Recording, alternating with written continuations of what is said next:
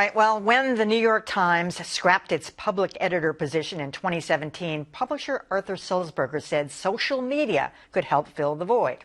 But now some big-name Times journalists are taking the paper on from the inside, subjecting the 1619 Project and the podcast Caliphate to searing scrutiny.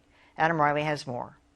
The goal of all this is to change the way that people think about American history. The New York Times' 1619 Project did that by putting slavery at the center of the American experience. It also won a Pulitzer and made creator Nicole Hannah-Jones a celebrity. Our decision to buy that first group of 20 to 30 Africans would influence almost everything that would follow after. But the project also sparked pushback from some eminent historians who said key claims like this one were wrong. We were making so much money off of slavery that the founders wanted to be able to continue it. That idea got walked back in a clarification. This week, Times columnist Bret Stephens sized up the debate, noting that magazine editor Jake Silverstein quietly deleted a sentence calling 1619 the country's true birth date. Also getting criticism from the inside, Caliphate, the Times' Peabody-winning podcast. Media columnist Ben Smith dug into why reporter Rukmini Callimachi fell for a main character who likely fabricated everything. When he went to describe the first killing, I couldn't believe it. Smith's conclusion is damning. Callimachi chased a juicy narrative because that's what Times brass wanted. In their columns, Smith and Stephens noted that taking colleagues to task is awkward. But unless the Times brings back its public editor, it's a tough job somebody has to do. You know, Lylah, Dean Baquet, the editor of the paper, actually wrote a note to an editor's note saying that he stands by the story on 1619, and he was resentful, essentially, of any columnist or opinion person saying anything about this. And it just seems to me that they weren't tearing the project apart. Nobody was saying it was all wrong and never should have been. It's a fabulous piece of work. All they had to do is acknowledge anything of that enormity is likely to have an error or two, and then just admit that a few facts might have been overstated or however you want to put it. Seems like they were too defensive. I think I can see the defensiveness in that statement that was put out. I think he did also underscore a very important point. The editorial news side of the New York Times, the opinion side does not report to them. He has no control over what the opinion columnists put out. So in this case, if the opinion columnists want to act as ombudsman, they are able to do so. I do think that there's a little bit of a problem with the opinion column now fueling the fire of, the New York Times is trying to rewrite history, the liberals are trying to rewrite history, which adding to history, filling in the gaps, providing context is not the same thing as rewriting the history books. Nothing's been eliminated from the history books that wasn't eliminated before this project came out.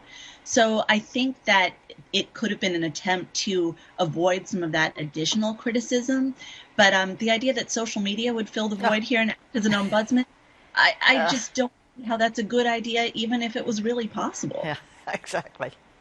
I think this sort of falls into something we were talking about a little bit earlier, is that this strong pushback really has drawn even more attention to the various different articles and the writings that were done.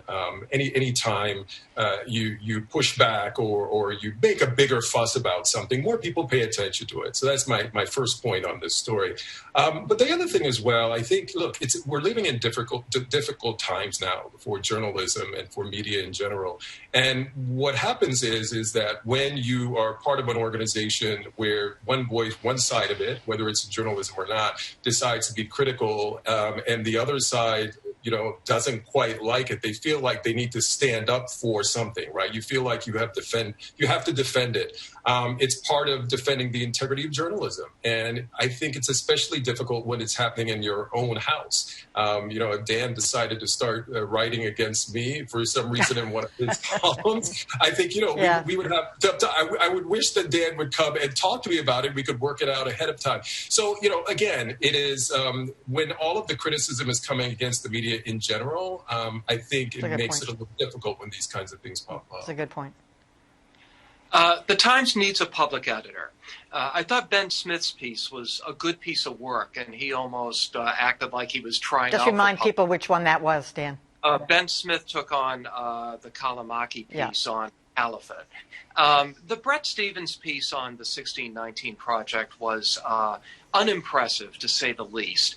He hung an awful lot on a claim that the 1619 Project was trying to say that the country was really found in 1619 instead of 1776, which is ridiculous. It's obviously metaphorical. I think if anybody's really interested in taking a deep look at the 1619 Project, the good and to some extent the bad, Sarah Ellison did a wonderful piece in the Washington Post this week that really gets into all of that. And maybe that shows that you need an outsider to really do this kind of criticism rather than have an in-house columnist. Absolutely. You need an outsider.